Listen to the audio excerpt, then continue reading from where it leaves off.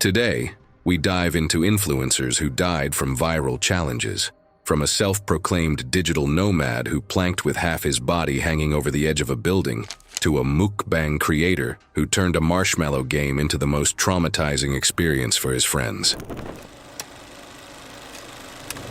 It was June 14, 2014, on the 23rd floor rooftop of a residential commercial tower in Makati City, Philippines. A building unremarkable in every way, except that it happened to be the last place Benedicto Santos ever stood. Benedicto was 24 years old and a self-proclaimed digital nomad influencer, openly dedicating his life to traveling, filming, and posting content online for followers he called his community. He had dropped out of a business administration program 2 years earlier to fully embrace this lifestyle, which he described to family members as a career in being an influencer. Most of his income came from reposted material, sponsored content, and aggressive self-promotion. Friends described him as relentlessly performative, someone who understood how attention worked, but to a fault. He had previously climbed a construction crane near a shopping complex for a photograph and posted it despite being escorted off by security. Months before, he had balanced on narrow concrete beams above a drainage canal for a video that friends said earned him a few thousand views. He arrived that evening with 2 friends to film what he described as a rooftop planking challenge he wanted to post. He had already been warned off the roof earlier that afternoon by a building security officer who spotted him near the ledge. The roof access door had been left unlocked after the previous shift ended, which allowed him to re-enter undetected. He came back after dark. He told his friends the city lights would hit better for the shot.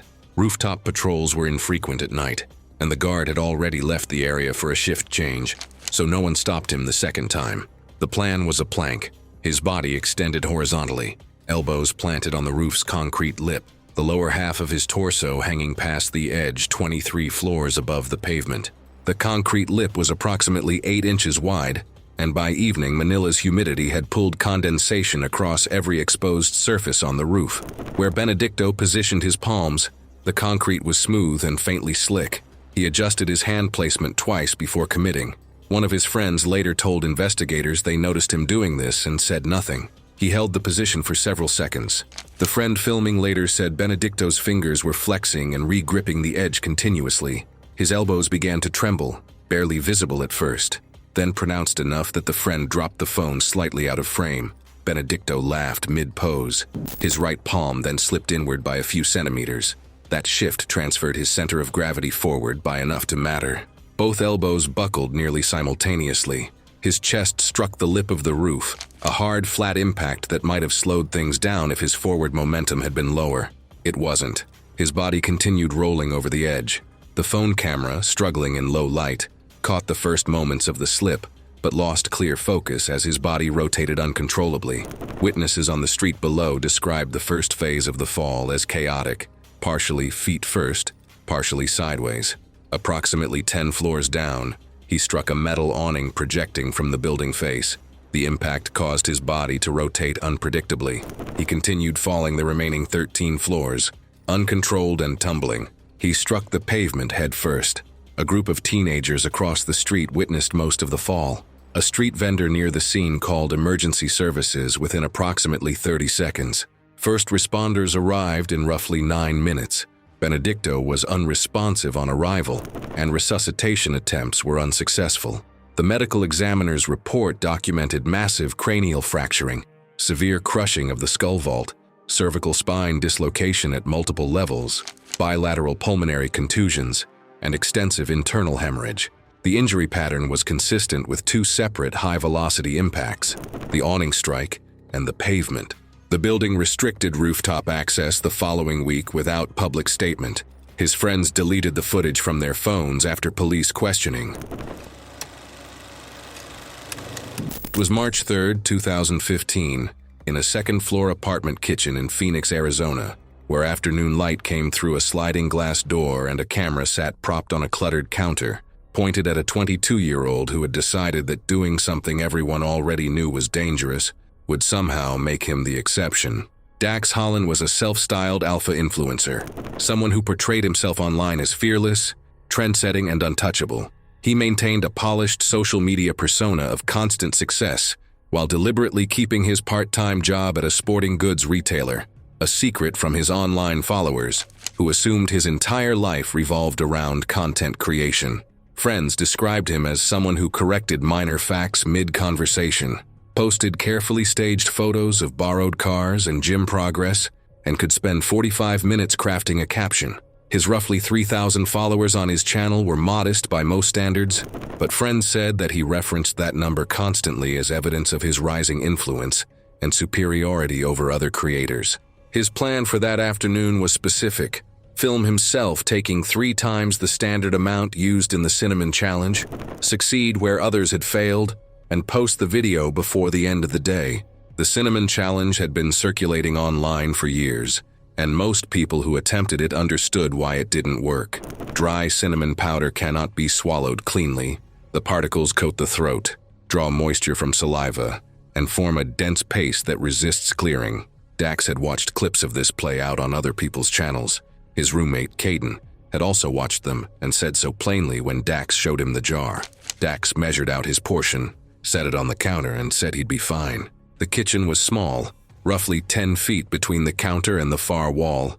A paper towel roll sat next to the stove. The camera was already recording. Dax tipped the spoon into his mouth in one motion. For about 1 second, nothing happened. Then he inhaled sharply. A reflex, not a choice, and a dense cloud of cinnamon pulled into his airway. Coughing started immediately, violent and percussive.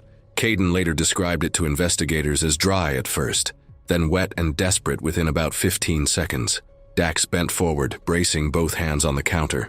The cinnamon had already begun mixing with saliva to form a thick, fibrous paste along the back of his throat. Each inhale drew more particles deeper rather than clearing it. His face reddened from the sustained effort of coughing. After about a minute of continuous coughing, the color in his face began to fade. He reached up and clawed at his throat, not theatrically, but the way someone does when trying to physically locate the problem. The motion knocked the camera from its position. Caden moved to him immediately and delivered back blows, firm between the shoulder blades, but Dax was already losing coordination and dropped to his knees. A thick, paste-like residue was visible on his lips and along his teeth. His breathing became uneven, with shorter, weaker breaths between coughing fits. Caden called emergency services immediately. Paramedics arrived in approximately 7 minutes. Paramedics attempted airway suction, administered oxygen, but Dax was already unresponsive. He was transported to a regional medical center in critical condition and pronounced dead shortly after arrival. The medical examiner determined the cause of death to be acute hypoxic respiratory failure secondary to aspiration of foreign particulate matter, with diffuse bilateral bronchial obstruction and early chemical irritation to the lower respiratory tract. No underlying respiratory conditions were identified. Caden was left shaken, but returned to work and daily life quietly, never posting about the incident. Dax's video channel went inactive within days. A small number of comments accumulated from people speculating about what had happened, and then the page was taken down entirely. It was July 29, 2014, on the second-floor balcony of a residential building in Minneapolis, Minnesota. A warm afternoon. A small crowd gathered below in the courtyard, and a setup that, on paper, looked like every other viral video being made that summer. It didn't end like one. Lauren Cade was 27 years old and ran a fashion and lifestyle page that had built a consistent following over roughly 2 years. She worked part-time at a local clothing boutique and supplemented her income through small brand partnerships. Her content strategy was deliberate: daily outfit posts, commentary on trending topics, and timely participation in whatever challenge had captured that week's attention. She had a reputation among followers for being engaged and responsive. Her plan for the Ice Bucket Challenge was a scaled-up version: 3 industrial containers instead of the standard single bucket, filmed in sequence. She had coordinated the shoot with a group of friends, one on the balcony to pour, one filming from the courtyard, and one standing slightly back to assist if needed. She had walked through the setup earlier that afternoon, checking positions and timing, confident her coordination and reflexes would handle the shock of each pour. The balcony sat above a concrete courtyard, approximately 14 feet below, bordered by a standard residential railing at 36 inches, a barrier designed to prevent leaning accidents. not to absorb a body's full weight at the hips. By the time filming started, the floor was already wet from earlier test pours, and her bare feet offered almost no traction against the slick surface. The first container hit her across the shoulders. She staggered, laughing, momentarily startled, her muscles tensing against the sudden cold, a natural flinch reflex that slightly disrupted her balance. The second container followed within seconds, heavier and colder, catching her across the upper back and neck. Her arms dropped from where she had raised them, the shock amplifying her startled response and subtly impairing fine motor coordination. Her left heel slid backward across the saturated concrete, the slick surface offering almost no resistance. As she desperately tried to adjust her footing, she twisted her torso, arms flailing slightly in an attempt to regain balance. But the second pour threw off her balance completely, and as her heel slid, her center of gravity shifted over the railing in an awkward, uncontrolled lurch. Her fingers reached for the top of the metal rail, seeking purchase, but it was slick with runoff from the ice and water that had spilled moments before. Her grip immediately failed, sliding uselessly across the wet metal, leaving her no way to arrest the fall. Her lower back scraped harshly along the edge of the railing, sending a sharp, stinging jolt up her spine as her body tumbled forward. She went head first, her body cutting through the air with a sudden, unstoppable drop. The distance to the concrete below, roughly 14 feet, offered no chance for recovery or landing, and the impact was immediate. Her skull struck the hard surface first, followed by the rest of her torso in a brutal, uncontrolled sequence. Her body did not move afterward, lying completely still on the concrete below. Children in the courtyard reacted and alerted nearby adults, who rushed over. Water from the spilled containers still pooled around the spot where she had fallen, mixing with small splatters of debris, marking the exact trajectory of the accidental tumble. A parent standing nearby called emergency services within seconds of the impact.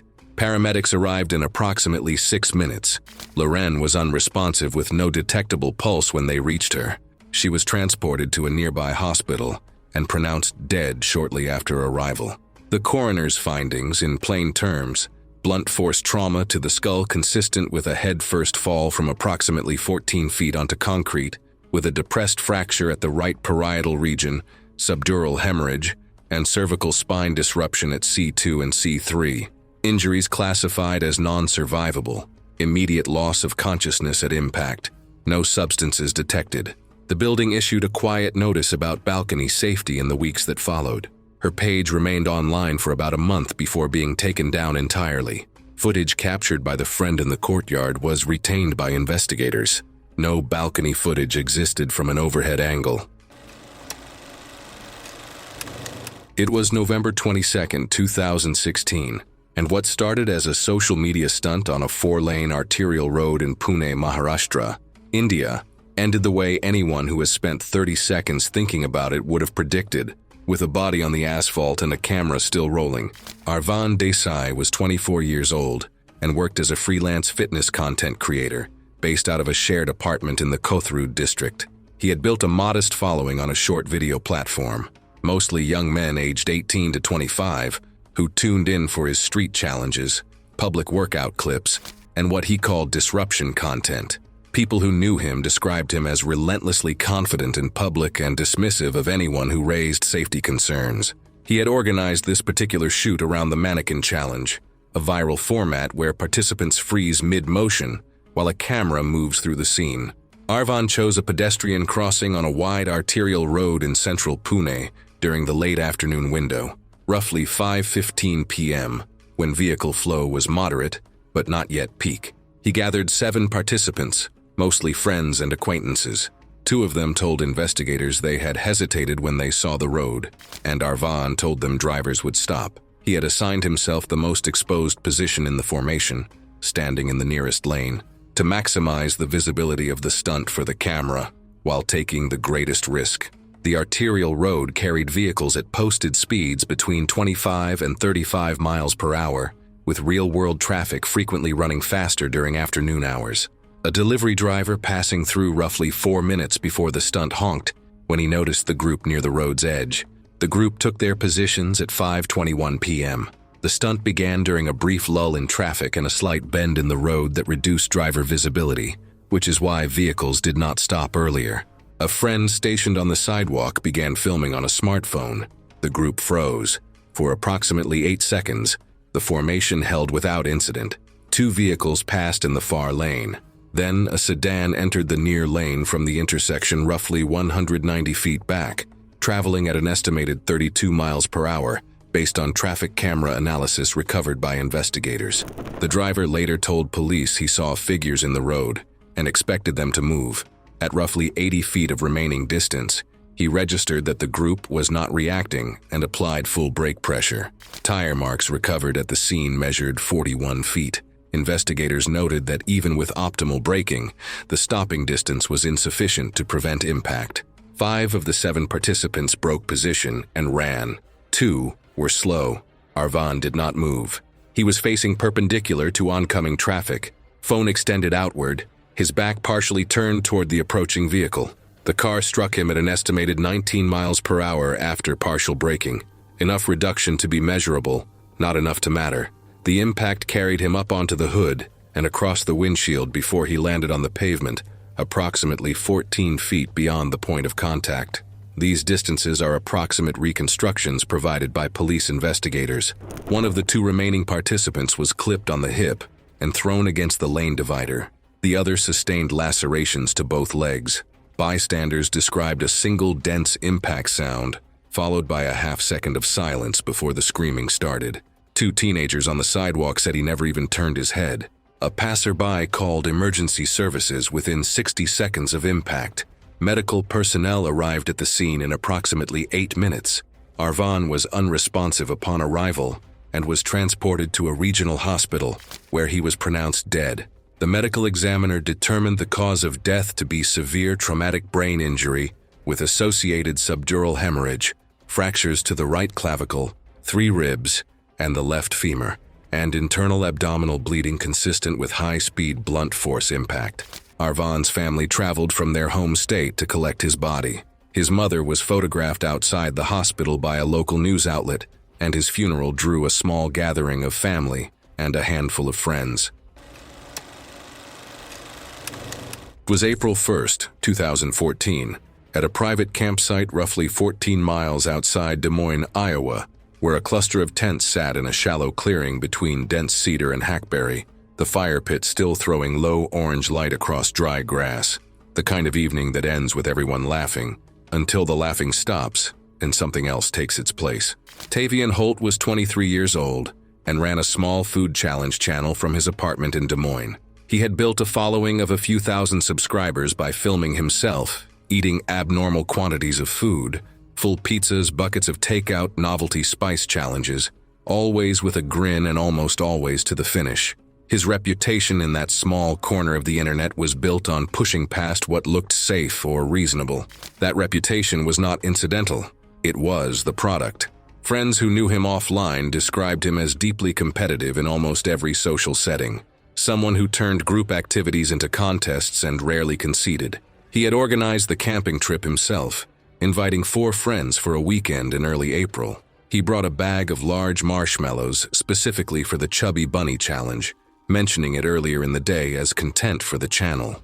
None of his friends objected. They said that it seemed like another bit. He loaded 4 marshmallows into his mouth and attempted to say the phrase.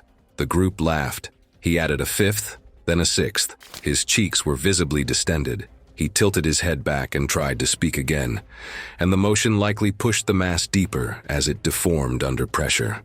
Witnesses later told investigators the laughter stopped mid-breath and converted immediately to a silent, ineffective gag. He seemed to try to clear the blockage by coughing repeatedly, each effort a desperate attempt to force the airway open.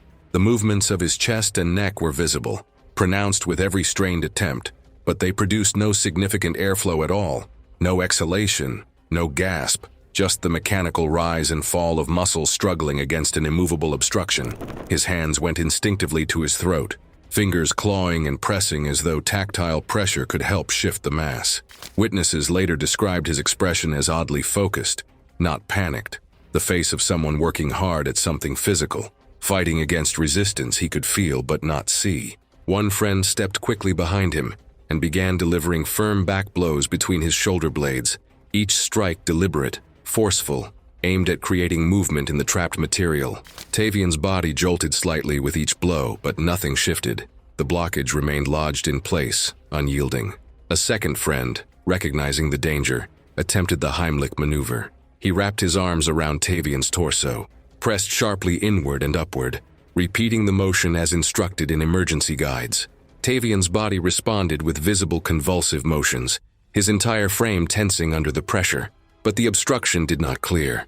There were brief, faint attempts at airflow, but no effective cough or sustained breath. The group later recounted that the complete absence of sound was almost paralyzing in real time. There was no audible confirmation that the airway was even partially clearing, no noise to indicate progress or relief. Only the violent motion of his body and the mounting tension of the moment. It made it hard for anyone present to measure what was happening, to know whether they were doing something effective or if every action was futile. The combination of visible struggle, physical contortions, and eerie silence created a scene that felt both urgent and surreal, each second stretching longer than it should have. He dropped to his knees approximately a minute or so after his laughter stopped. He went forward onto the ground shortly after that. His chest continued in shallow, irregular movement for a short period. Then it stopped entirely. One friend called emergency services while the others continued physical intervention. The campsite's distance from the nearest paved road meant the responding unit did not arrive for approximately 12 minutes. Resuscitation efforts at the scene were unsuccessful. The medical examiner determined the cause of death to be complete mechanical asphyxiation due to oropharyngeal obstruction by a compacted bolus of marshmallow material. The airway was fully occluded at the level of the hypopharynx. No anatomical abnormality was identified. The obstruction was the sole cause. The group broke camp the following morning and gave statements to law enforcement individually. No footage of the incident was recovered. The camera had not been started before the challenge began. A brief report appeared in a regional publication and received little attention outside the immediate area.